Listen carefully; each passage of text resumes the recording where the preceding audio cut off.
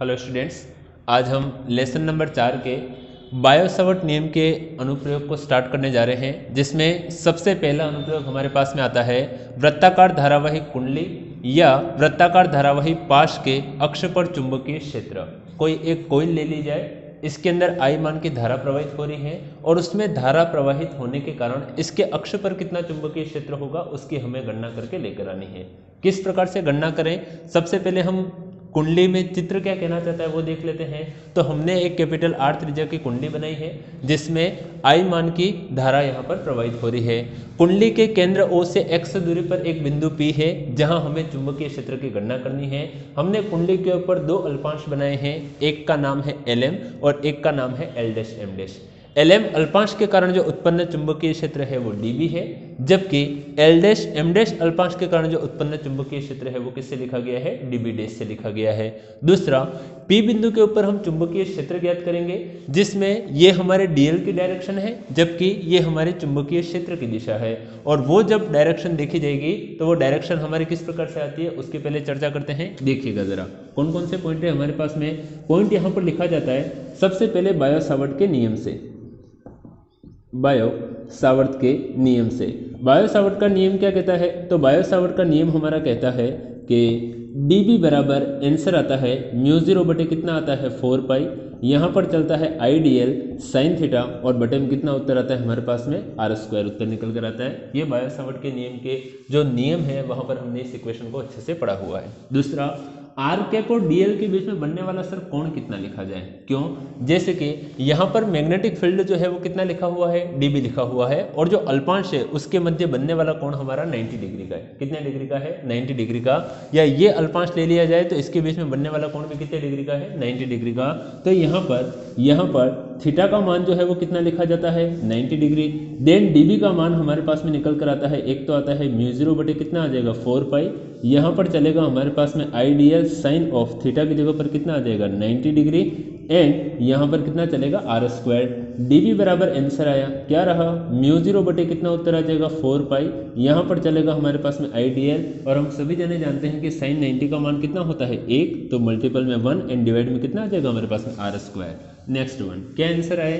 तो sir dB बराबर लिखा जाएगा हमारे पास में μ0 बटे में कितना आ जाएगा 4 पाई एंड यहाँ पर चलेगा IDL और बटे में कितना आ जाएगा r²। मेरे पास में दो अल्पांश है, एक है LM अल्पांश और एक कौन सा है L', अल्पांश। तो यहाँ पर लिखा जाएगा LM अल्पांश के कारण, LM अल्पांश के कारण क्या निकालने जा रहे हैं? तो चुंबकीय क्षेत्र निकालने जा रहे हैं, मैग्नेटिक फील्ड निकालने जा रहे हैं, जिस मैग्नेटिक फील्ड को लिखा गया है dB से और जिसका उत्तर कितना आएगा? तो यहाँ पर आएगा μ0 बटे कितना आ गया 4 पाई, यहाँ पर रहेगा IDL और बटे में कितना रह जाएगा r²।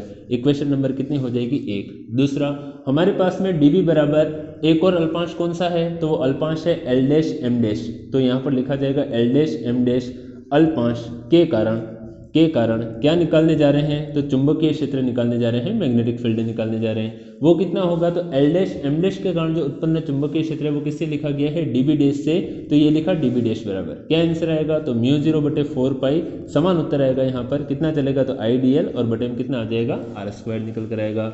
समीकरण नंबर कितनी हो जाएगी? 2।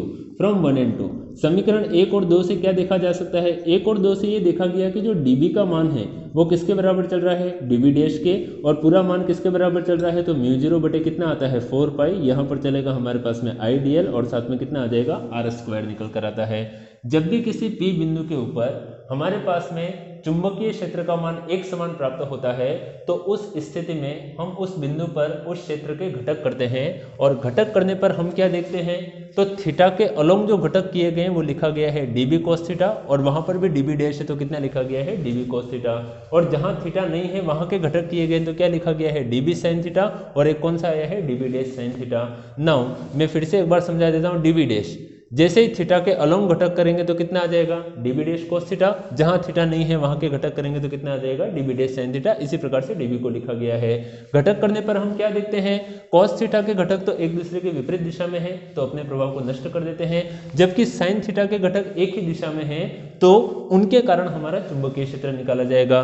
तो या तो हम चुंबकीय क्षेत्र जो है वो dB sin थीटा को लेकर निकाल लें, या जो चुंबकीय क्षेत्र है वो किसको निकाल रहे हैं? dB' sin थीटा को लेकर निकालें। तो यहाँ पर लिखा जाएगा, क्या लिखा जाएगा? घटक करने पर घटक करने पर क्या हुआ है, तो जो मैग्नेटिक फील्ड है, चुंबकीय क्षेत्र है B जो है वो किस प्रकार से लिखा जाएगा, तो इस प्रकार से लिखा जाएगा, इंटीग्रेशन ऑफ कितना उत्तर आएगा, तो यहाँ पर लिखा जाएगा dB और साथ में कितना उत्तर आ जाएगा साइन थीटा। किसी एक घटक को लेकर आप पूरा उत्तर निकाल ले, आप यहाँ dB डैश भी देंगे तो भी हमारे उत्तर के अंदर कोई भी प्रभाव नहीं पड़ने वाला है। लेकिन हम जानते हैं समीकरण नंबर से कौन सी, इसको लगा देंगे, समीकरण नंबर कौन सी हो जाएगी 3, फ्रॉम 3।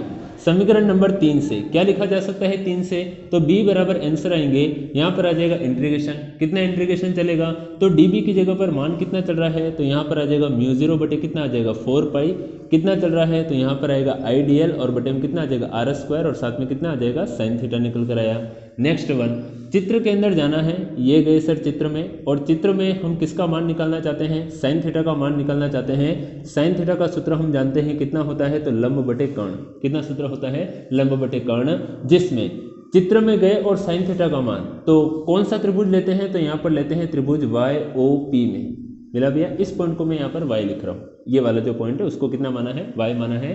तो YOP में देखेंगे तो क्या होगा, यहाँ पर 90 बन रहा है, 90 के सामने वाली भुजा क्या कहलाती है, कर्ण कहलाती है। कोण ये रहा, कोण के सामने वाली भुजा क्या कहलाती है, लंब, और जो बच गया वो मेरा क्या कहलाएगा, आधार कहलाएगा। तो YOP में अगर मैं साइन थीटा का मान निकाल रहा हूँ तो मेरे पास में लंब कितना चलेगा, तो O से लेकर Y चलेगा, जिसका मान जो है वो कितना लिखा हुआ है R, और कर्ण कितना चलेगा, तो Y से लेकर P लिखा हुआ है, जिसका मान कितना लिखा हुआ है स्मॉल r। ये मान जब यहाँ पर रखेंगे तो B का मान रखा जाएगा, कितना मान रखा जाएगा, क्लोज इंटीग्रेशन, माफ करना इंटीग्रेशन म्यू0 बटे कितना आ जाएगा हमारे पास में 4 पाई, यहाँ पर चलेगा आइडियल बटे में कितना आ गया r² एंड साइन थीटा की जगह पर रखा जाएगा कैपिटल R, बटे में कितना उत्तर आ जाएगा स्मॉल r। नाउ B बराबर आंसर आया, क्या आंसर आया, म्यू0 बटे 4 पाई, ये बाहर गया, दूसरा I भी बाहर गया और R भी बाहर गया, और R का गुणा r² के साथ में होगा तो कितना बना देगा, r³ होकर बाहर निकल गया, और इंटीग्रेशन में केवल और केवल कौन रह गया, dl रह गया। जब आप dl का समाकलन करेंगे, dl के समाकलन का मतलब जो अल्पांश हमारा lm था उसके अल्पांश को हमने किसके लंबाई में लिखा, dl में लिखा। dl नाम के छोटे छोटे अल्पांशों को जब आप जोड़ दोगे तो आपके पास में एक वृत्त की परिधि निकल कर आती है, और वृत्त की परिधि का सूत्र होता है 2 पाई r। कितना सूत्र निकल कर आता है, 2 पाई r। तो b बराबर हमारे पास में उत्तर आएगा म्यू0 i, यहाँ पर रहेगा r, कितना रहेगा, तो 4 पाई कितना आ जाएगा r³, और dl का समाकलन करेंगे तो वृत्त की परिधि का सूत्र आता है जो कितना आता है 2 पाई r। क्या होगा, 2 से ये 4 कटेगा तो कितना आ गया, 2 आ गया, पाई से कितना कटेगा, पाई कटेगा, तो b बराबर उत्तर आया हमारे पास में म्यू0 आया, i आया, r का गुणा r के साथ में करवाएंगे तो कितना उत्तर आ जाएगा r², ये रहा हमारे पास में 2, और साथ में कितना रह जाएगा सर, r³ निकल कर आएगा। नेक्स्ट वन, सर r³ का मान कैसे निकाला जाए, तो जो हमारा त्रिभुज है YOP उसके अंदर हमको क्या काम कर लेना है, तो काम ये करना है कि पाइथागोरस प्रमेय लगानी है। तो यहाँ पर लिखा जाएगा त्रिभुज YOP में क्या करना है, पाइथागोरस प्रमेय से, पाइथागोरस प्रमेय से, और पाइथागोरस प्रमेय से हमारे पास में उत्तर कितना निकल कर आएगा, पाइथागोरस प्रमेय से, तो पाइथागोरस प्रमेय ये कहती है कर्ण का स्क्वायर बराबर आधार का स्क्वायर प्लस कितना आता है, लंब का स्क्वायर, इस प्रकार की प्रमेय कहती है। तो इस प्रमेय को जैसे ही हम लगाएंगे तो हमारे पास में आंसर निकल कर आएंगे। क्या आंसर निकल कर आएंगे, तो यहाँ देखिएगा YOP में कर्ण कितना चल रहा है स्मॉल r, तो स्मॉल r का स्क्वायर, आधार कितना चल रहा है x, तो कितना आएगा x², एंड लंब कितना चल रहा है मेरे पास में कैपिटल R, तो प्लस में कितना आ जाएगा कैपिटल R²। मुझे केवल r² की आवश्यकता है, पहले मैं इसकी टर्म को चेंज कर देता हूँ, r² बराबर कैपिटल R को पहले लिख रहा हूँ तो यहाँ पर r² और प्लस में कितना आ गया x², स्क्वायर हटाते हैं तो सामने कितना लग जाता है √r² प्लस कितना आ जाएगा x², और अंडर की घात हम सभी जने जानते हैं कितनी होती है 1/2, तो r² प्लस x² की घात कितना आ गया हमारे पास में 1/2 निकल कर आया। नेक्स्ट वन, हमें तो r की कितनी घात की आवश्यकता है, 3 घात की, तो यहाँ पर r की घात कितना करेंगे 3, यहाँ पर कितना आया r² प्लस x², और जब घात 3 करेंगे तो 3 का गुणा 1 के साथ में होगा तो घात कितनी हो जाएगी 3/2। नंबर डाल देते हैं, समीकरण 1 2 3 हो गई थी, इसे कहेंगे समीकरण नंबर कौन सी हो जाएगी 4, और इसे कहेंगे समीकरण नंबर कौन सी हो जाएगी 5। फ्रॉम 4 and 5, समीकरण नंबर 4 और समीकरण नंबर 5 से क्या लिखा जा सकता है 4 और 5 से, तो सर यहाँ से r³ का मान लें और कहाँ ले जाकर रखें, r³ की जगह पर, तो समीकरण 4 से लिखा जा रहा है, क्या लिखा जा रहा है, म्यू0 है i r² डिवाइड में यहाँ पर कितना चलेगा 2, और r³ की जगह पर कितना मान रखा जाएगा, तो यहाँ पर आंसर आएगा r² प्लस x² की घात कितना आ जाएगा 3/2।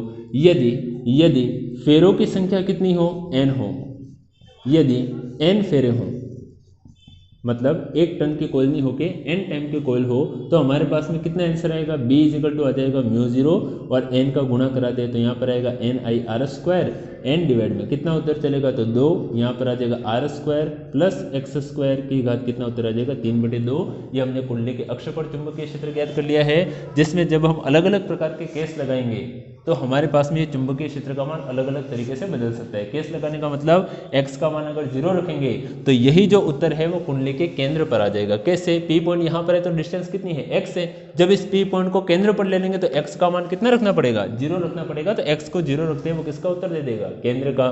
अगर हम कुंडली की त्रिज्या के बराबर या कुंडली की सतह पर कोई बिंदु लेते हैं तो या x की जगह पर कितना रखा जाएगा, r रखा जाएगा। ये r रखते ही वो कुंडली की सतह के लिए उत्तर देने लग जाएगा। तो ये हमने कुंडली के अक्षपर चुंबकीय क्षेत्र ज्ञात किया है, जिसे आप अच्छे से याद करके बोर्ड एग्जाम में अच्छे नंबर लेकर आ सकते हैं। इसी प्रकार के वीडियो आप और अधिक प्राप्त करना चाहते हैं तो चैनल के ऊपर बने रहिए और चैनल को सब्सक्राइब करें, लाइक करें। और जो भी आपके मित्र साथी हैं जो 12th साइंस के अंदर है और बोर्ड एग्जाम की तैयारी कर रहे हैं, उन्हें ये लिंक जरूर शेयर करें ताकि उन्हें भी इस चीज़ का लाभ मिल सके। धन्यवाद आप सभी का।